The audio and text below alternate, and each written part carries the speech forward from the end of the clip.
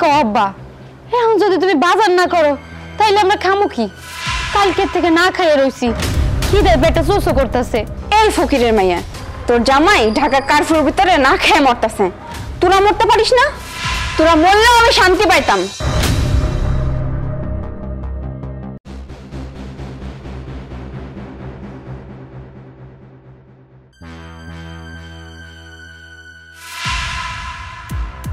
আব্বা, তুমি বাজার আনো নাই? না রে মা, বাজারও গেছিলাম, বাজার তো সব দোকানপাট বন্ধ। মিলিটারি আইছে, কি বলে কারফু, যারা দেহে হ্যাঁ গুলি করে, তাই বাজার তাই পড়ছি মা।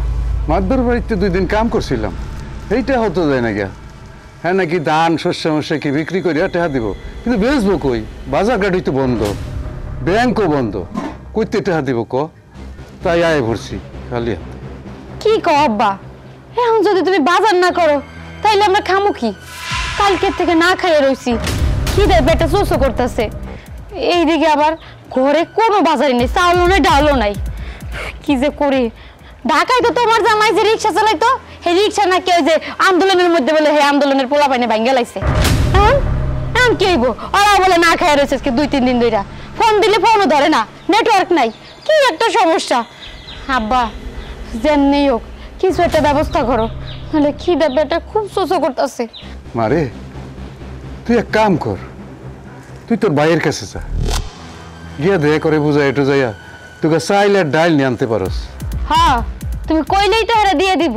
হ্যাঁ, আমি গেলেই যদি দিয়ে দিত তাহলে তো হইছিলই। ভাবি যে মানুষ, ভাই যদিও দিতে চায়, ভাবি তো জীবনও দিতে দিব না, সে তো আমাকে সহ্যই করতে পারে না। সহ্য যদি করতে পারতো তাহলে তো আমরা এক লগেই খাইতাম, আজকে আলাদা করে করে আমার কোথাও লাগতো না। আমি ওই বাড়িতে চাইতে পারবো না, তুমি গিয়ে চাও। রাগ করিস না মা, তুই একটু যা, দেখ বুঝাই বুঝাই তাদেরকে ক, দেখ তুই কয়টা চাইল আর ডাইল যদি আনতারস, লবণ মরিচ দিয়ে তো খাওয়ান যাইব। খিদে লাগছে, তুমি যেহেতু এতবার করে কইতেছো, যাইয়া দেখতাছি, তাহলে জীবনও ওই অপয়া মহিলার মুখ দেখতে আমি জীবন ওই বাড়িতে যাইতাম না।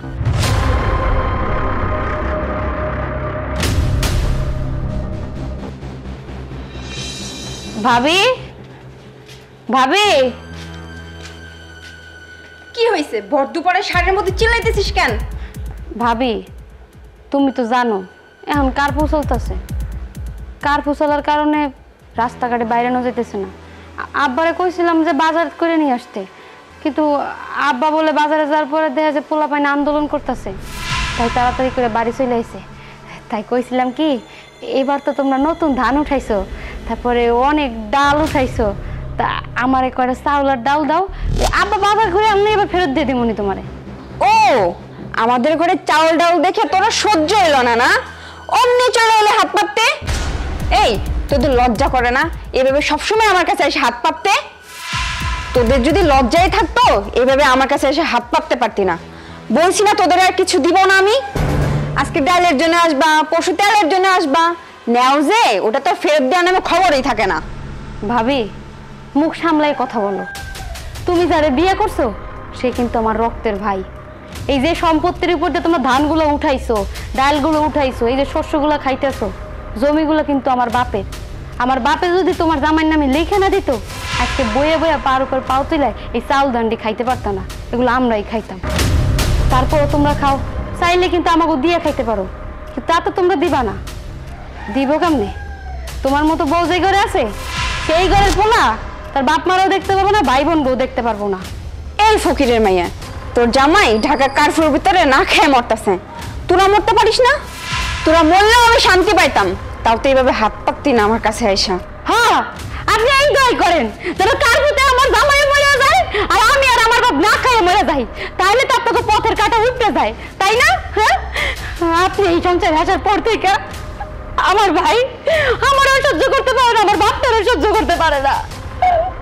আপনার বাপের বাড়িতে তো কিছু নাই, এই নেই যখন যে সবকিছু খাইতেছেন, যেহেতু জায়গা জমি সবকিছু আমার বাপের, আপনাকে নামে লিখে দিছে, তার মানে আমিও তো ভাগতাম। দেন চাউলটাল ঘর থেকে বাইর করেন, নাইলে কিন্তু আমি ঘরের ভিতরে যাই চাউলটাল বাইর করে নিয়ে আমি। ফকিরের মেয়ের যত বড় মুখ নেই তত বড় কথা। হ্যাঁ, যাও, আবার তোকে চাল দিতে চাইছিলাম সেটাও দিব না। যদি তোদের লজ্জা থেকে থাকে আমার কাছে আর কোনোদিনও কোনো কিছু চাইতে আসবি না। যা, বের হও আমার বাড়ি থেকে। ঠিক আছে, আমি আর এখানে কোনো আমু না, আর কোনোদিন তোর মুখও দেখবো না, ডাইনি কোথাকার জানো।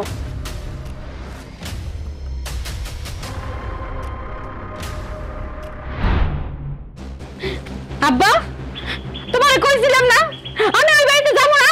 হ্যাঁ, তুমি আমার ঠেলে ঠেলে খালি ওই বাড়িতে পাঠাও, আমার ডাইনি অপমান করার লেগে পাঠাও। কেন কি হয়েছে? তোর সাইকেল দিল না? হ্যাঁ, ওনারা আমার সাইল দিব, ডাইল দিব, ওনারা দেওয়ার লোক। যদি দেওয়ার লোকই হইতো তাইলে কি আমরা একসাথে থাকতাম না? আমি গেছি পরে আমার জানা তাই কইছে, হ্যাঁ আমি নাকি খয়রাতি, আমার জামাই নাকি কাম কাজ করে না, ঢাকার শহরে মরতাছে, আমি কেন মরি না, এইসব কথা কইছে। কে অপমান করছে তোরে? আমার পোলা হয় না তোর ভাবি? কেডা কইব? ওই যে একটা রাক্ষসী রানী কট করে বিয়ে করছে, ওইটাই কইছে। কি ওই ফকির মেয়ে তোরে অপমান করছে? চল চল আমার সাথে যাই। আমি আর ওই বাড়িতে যেতে পারবো না, তুমি যাই ভিক্ষা করে খাও। আমার জামাই কার্পের মধ্যে না খেয়ে মরতাছে, আমিও কার্পের মধ্যে না খাই মরবো। তাই জানো আর বাড়িতে যাবো না, তুমিই যাও।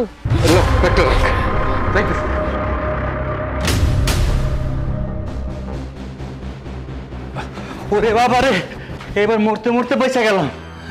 রিয়া, রিয়া, কই গেলা? কি হইছে এভাবে চিল্লাইতেছো কেন? আরে তাড়াতাড়ি এক গ্লাস পানি দাও আমারে।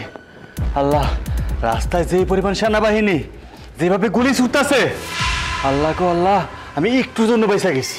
যাও, আরো যে চা খেয়ে এসো, তোমার মানা করছি না যে এই কারফুর ভিতরে তোমার যাইতে হবে না? সেই তো গেলা চা খাইতে। বুঝতে পারছি, এক গ্লাস পানি দাও না। কিরে সূর্য, তোর বউ এত সাহস কোথায় পায়? কেন বাবা, কি হয়েছে? বউ আবার কি করলো?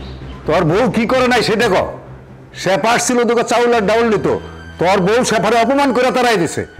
আপনার মেয়ের অপমান করবো না তো কি করবো? চুম্মা দিব, চুম্মা। চাল চাইতে এসে ভালো কথা, আমার কাছে তো ভালো করে চাইলেও পারতো না।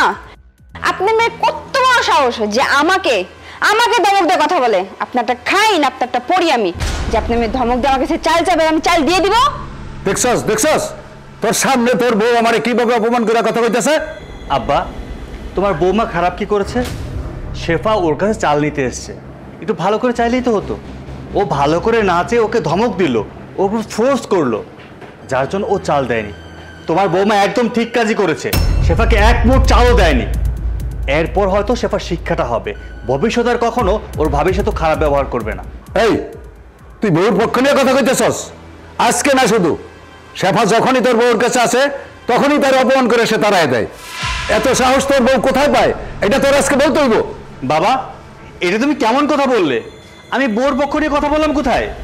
তুমি যেখানে শেফাকে শাসন করবে, শেফাকে শাসন না করে তুমি উল্টো কিনা আমার বউকে শাসন করতেছো।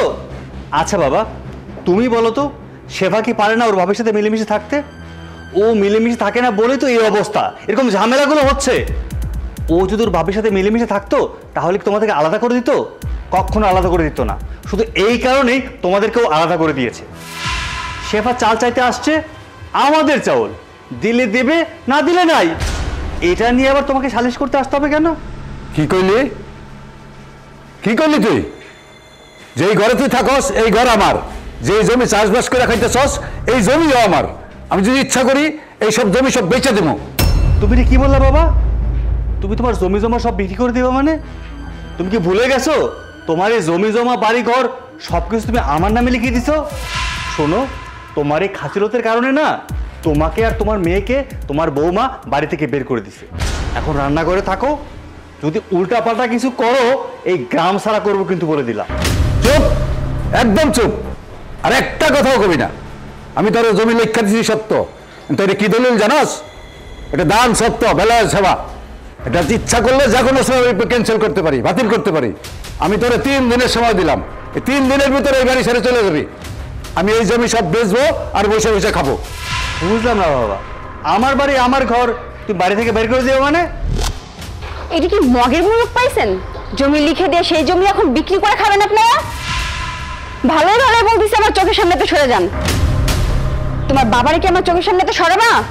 আমি কিছু একটা অঘটন করে বসবো। চুপ ফকিরের মাইয়া, মুরব্বীরা ঠিকই বলছে, নদীর জল ঘোলাও বলো, জাতের মাইয়া কালাও বলো। আমি যদি একটা জাতের মাইয়া আনতাম তাহলে আমার পোলাই বউয়ের আঁচল ধরা হইতো না। শোন, এখনো সময় আছে, বউয়ের আঁচলের তল থেকে বাইর হও। আমি পরের খেতে কামলা দেই, মানুষ আমার দেখে লজ্জা পায়, কিন্তু তুই আমার ছেলে, তোর লজ্জা হয় না। এখনো সময় আছে, এই বউরে লইয়া আমার বাড়ি থেকে বাইরে যা, নাহলে আমি পুলিশ দেখতে বাধ্য হব। বাবা, এটা তুমি কি বলছো? আমি তোর বৌমাকে নিয়ে কোথায় যাব? কই যাবি? তোর শ্বশুরের খোলা আছে না, খোলা, ওই খোলায় যায় ওঠ। আমি তোরা আমার সম্পত্তি হইতে একটা কানা করিয়ে দেবো না, তুই ভিক্ষা করে রাখা। বাবা, আসলে আমি তোমার অপদার্থ ছেলে। না হয় আমার বাবা কেন অন্যের জমিতে কামলা দেবে? আমার বাবা কেন না খেয়ে থাকবে? আমার বোন কেন না খেয়ে থাকবে? আমার বোন জামাই কেন শহরে রিক্সা চালাবে? আমার বোন আমার বাবা কেন রান্না করে থাকবে? আমার ঘরে কিসের অভাব? কি নেই আমার কাছে? আরে আমার জমিতে তো কত কত লোক কাজ করে, কত কামলারা কাজ করে, আর আমার বাবা কিনা অন্যের জমিতে কামলা দেয়। আসলে আমি অপদার্থ, আমি বোর আঁচল ধরা হয়ে গেছি। আর সব কিছু হয়েছি এই শয়তানটার জন্য। এই শয়তানটা প্রতিটা মুহূর্তে আমার কানের কাছে কান পড়া দিতে দিতে আমাকে নষ্ট করে ফেলেছে। বাবা, আমি ভুল করেছি, আমাকে তুমি ক্ষমা করে দিও। আর হ্যাঁ, তোমাকে বলি, তুমি এক্ষুনি আমার বাবার পা ধরে ক্ষমা চাইবে। আমার বাবা যদি তোমাকে ক্ষমা করে তাহলে ক্ষমা পাবে, নাহলে এই বাড়ি থেকে আমি ঘর ধাক্কা দিয়ে তোমাকে বের করে দেবো। যাও, ক্ষমা চাও। এখনো দাঁড়িয়ে আছিস কেন?